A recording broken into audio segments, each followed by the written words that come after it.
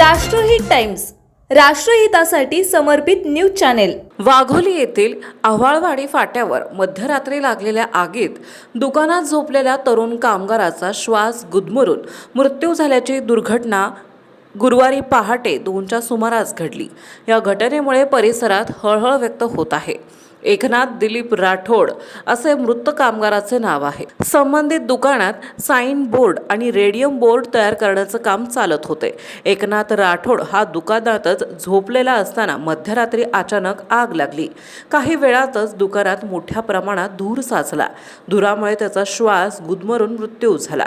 आग लागल्याचं लक्षात येताच दुकान मालक आणि परिसरातील नागरिक तातडीने घटनास्थळी जमा झाले। त्यांनी पाणी ओतून आग आटोक्यात आणली। दरम्यान एकनाथ याला तत्काळ रुग्णालयात हलवण्यात आले, मात्र डॉक्टरांनी त्याला मृत घोषित केले।